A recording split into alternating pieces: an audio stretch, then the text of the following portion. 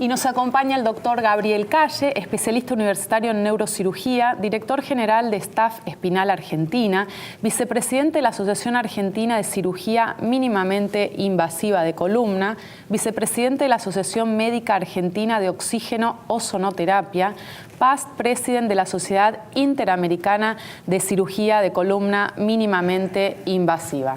¿Cómo estás, Gabriel? Gracias Fantástico, por acompañarnos. Muchas gracias por la invitación, Paola. Un gusto estar aquí contigo. Y hoy el tema que me pasa la producción es la cirugía mínimamente invasiva de columna. Y vos sos un referente en esto. Tendencia, llamémoslo así directamente, tendencia actual y desde hace muchos años, y no solo en columna, sino en todas las disciplinas quirúrgicas, podríamos decirlo así como definición rápida, y además es lo que la gente busca, tratar de resolver su problema, cualquiera sea, de la forma más simple, menos agresiva posoperatorios, menos traumáticos. Posoperatorios mucho menos traumáticos, más rápidos, recuperación más rápida. Todos estos son un poco sinónimos de la mínima invasión. Mínimamente invasiva.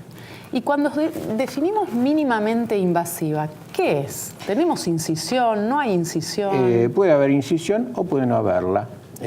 La cirugía mínimamente invasiva de columna va desde una simple punción, donde buscamos un target determinado, o sea, resolver el problema mediante una punción a través de la cual podemos hacer muchas cosas, desde sacar disco, provocar una termolesión, radiofrecuencia, aplicar ozono, analgésicos, antiinflamatorios, etcétera, incluso hacer alguna resección, hasta lo que podría ser una cirugía endoscópica, y un paso más adelante también lo que es cirugía de respeto de la movilidad o de no privación de la funcionalidad mediante ciertos sistemas dinámicos en los cuales se pueden colocar mediante incisiones pequeñas también. Bien. Podemos definir un sector de la columna. Bien. Así que tenemos punciones, tenemos abordajes endoscópicos y cirugía con abordajes pequeños. Cualquiera de estas prácticas, ¿no?, que se defina, ¿se realiza en quirófano? ¿Se realiza? ¿Cómo se maneja? Se realizan en quirófano. Todas deben realizarse en quirófano, especialmente con un apoyo en general radioscópico, con rayos. Eso es muy importante porque ¿qué ocurre? Aquí buscamos llegar a un punto determinado y por lo tanto necesitamos mucha precisión. ¿Por qué? Porque vamos a resolver un problema puntual mediante la incisión más pequeña o mediante una punción. Así es.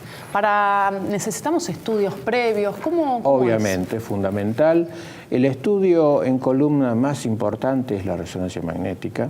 Resonancia magnética. Es un estudio que ya es rutinario, que nos permite tener una observación, una evaluación muy amplia de toda la problemática de la columna, tanto de partes óseas como blandas, discos, nervios, etc.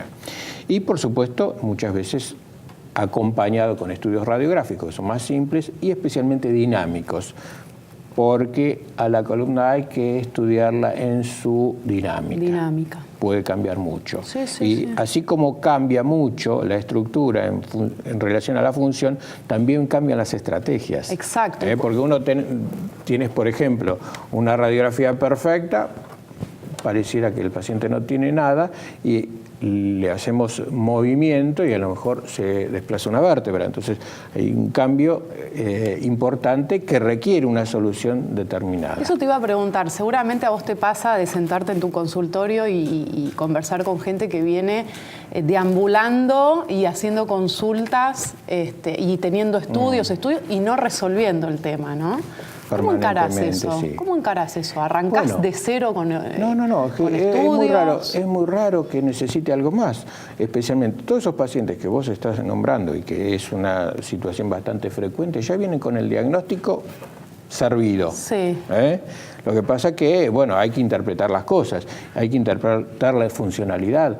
No siempre hay que tener una hernia para tener dolor. Es un concepto fundamental. Bien. Entonces, hay particularidades que hay que relacionarlas, por supuesto, con la clínica del paciente. Y, como vos decís, definir el plan de acción, ¿no? Plan de acción, claro. Que sea la menor intervención con de menor a mayor.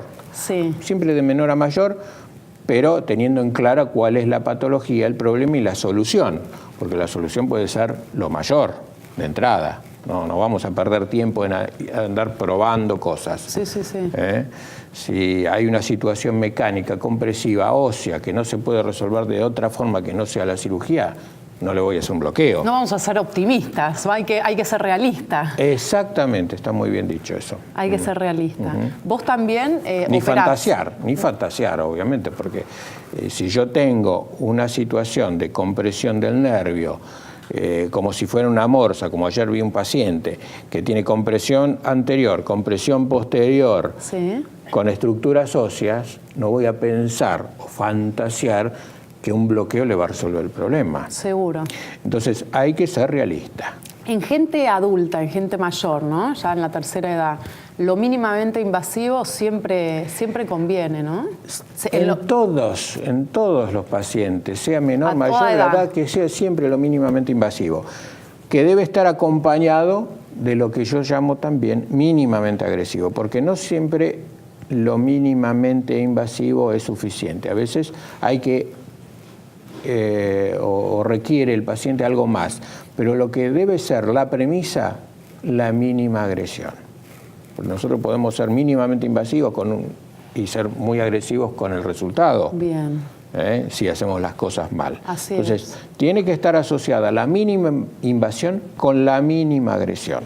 Así es. Y Staff Espinal está, digamos, tiene equipamiento y profesionales donde rápidamente tenemos el diagnóstico, ¿no? El tema es decidirse a hacerlo, a encarar el tratamiento. Sí, en realidad no veo tan complicado ese tema, porque lo que buscamos, y esta es nuestra filosofía, es resolver el problema de la forma más simple posible.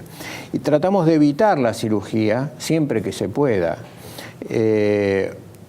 Tratamos de resolver los problemas de la forma más sencilla y menos agresiva para el paciente. Bien, y si es posible en el consultorio, si es en quirófano, pero de la forma más simple posible. Hemos hablado también en otros programas que el avance que hay en la cirugía es muchísimo, eso también de desmistificar el temor, el miedo. Absolutamente, no hay que tenerle miedo a la cirugía.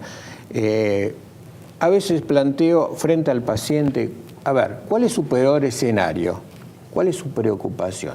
Y a veces la preocupación del paciente, se olvidan del dolor y piensan que lo peor es la cirugía.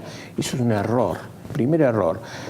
Tenemos pacientes que vienen con meses y a veces años tratados con analgésicos, antiinflamatorios. Algunos, como vi ayer, una paciente que venía con morfina. Es una locura. Bien. Cuando se puede resolver incluso con una cirugía. Es mucho menos agresivo una cirugía que estar tomando analgésicos que van a terminar con gastritis, con trastornos hepáticos o renales, que los he visto también. Pacientes con insuficiencia renal por haber tomado analgésicos durante años. Una locura.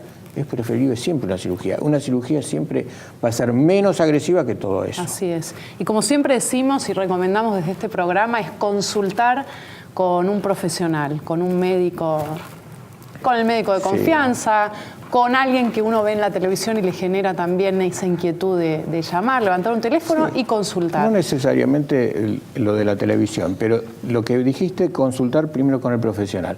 Porque lo vemos todos los días también. Sí, porque me dijeron que tomara esto. ¿Y quién le dijo eso? Yo ya sé. El vecino. El vecino.